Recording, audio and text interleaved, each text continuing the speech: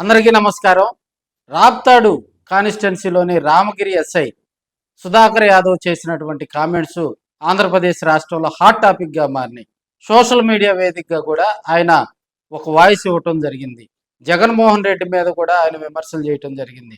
నిన్న రాప్తాడు పర్యటనకి వెళ్ళినటువంటి జగన్మోహన్ రెడ్డి గారు కూడా ఎవరైతే చంద్రబాబు నాయుడికి అదేవిధంగా కూటమి ప్రభుత్వానికి తొత్తులుగా ఎవరైతే పోలీసులు పనిచేస్తున్నారో వారిని న్యాయస్థానం ముందు గుడ్డలోడదీసి నిలబెడతామని చెప్పి కూడా జగన్మోహన్ రెడ్డి గారు సీరియస్గా పోలీసుల మీద ఫైర్ అయ్యారు. అదేవిధంగా కూటమి ప్రభుత్వం మీద కూడా ఆయన మాట్లాడటం జరిగింది.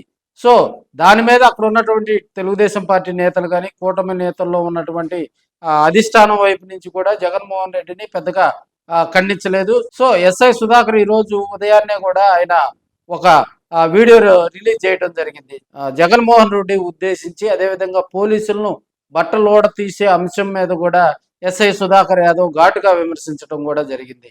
అయితే పోలీసులు ఎంతో కష్టపడి ఈ స్థాయికి వస్తారని చెప్పి కూడా ఎస్ఐ సుధాకర్ యాదవ్ జగన్మోహన్ రెడ్డికి కౌంటర్ ఇవ్వటం జరిగింది. డిపార్ట్మెంట్లో విధులు నిర్వహిస్తున్నటువంటి ఒక ఎస్ఐ ఆయనకి ఏదైనా ఇబ్బందికర పరిస్థితులు వచ్చినా కూడా పోలీస్ సంక్షేమ సంఘం ఉంది, ఉన్నతాధికారులు కంప్లైంట్ చేయొచ్చు.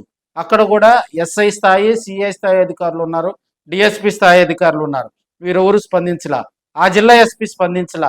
అదేవిధంగా ఐజీ గారు కానీ, డిఐజీ గారు కానీ, డీజీపీ గారు కానీ, ఏ పోలీస్ అధికారి కూడా నిన్న జగన్మోహన్ రెడ్డి గారు చేసినటువంటి విమర్శల మీద ఎవరు కూడా స్పందించే ప్రయత్నం చేయాల. సో ఆయన సుధాకర్ యాదవ్ ప్రత్యేకంగా స్పందించడానికి గల కారణాలు ఏంది, దాని మీద ఈరోజు సోషల్ మీడియా వేదికగా కూడా వైసీపీ నేతలందరూ కూడా ట్రోల్ చేస్తున్నారు. అదేవిధంగా తోపుదుర్తి ప్రకాష్ రెడ్డి గారు, అదేవిధంగా లాయర్ గారు కూడా ఆయన మీద, ఎస్ఐ సుధాకర్ యాదవ్ మీద కూడా విమర్శలు చేయటం జరిగింది. ఆయన రాప్తాడు ఎమ్మెల్యే పరిటాల సునీత, పరిటాల శ్రీరామ్ వారిద్దరికి తొత్తులుగా కూడా పనిచేస్తున్నారని చెప్పి కూడా ఆయన విమర్శలు చేయటం జరిగింది. ఎస్ఐ ఈ హత్యకు సంబంధించి కూడా తెరవనక కథ నడిపించారని, సరిగా ఎంక్వైరీ చేయలేదని కూడా సోషల్ మీడియా వేదికగా కూడా ఎస్ఐ మీద విమర్శలు చేయటం జరిగింది. సో ఇప్పుడున్న పరిస్థితుల్లో ఆంధ్రప్రదేశ్ రాష్ట్రంలో రాజకీయాలు కూడా వేడెక్కాయని తెలుసుకోవచ్చు. ఎప్పుడైనా కూడా ఒక పోలీస్ సంక్షేమ సంఘం అనేది ఒకటి ఉంటుంది. ఒకవేళ ఎస్ఐ కనుక ఖండనివ్వాలంటే దానికి సంబంధించి అసోసియేషన్ తరపున ఇవ్వాలి.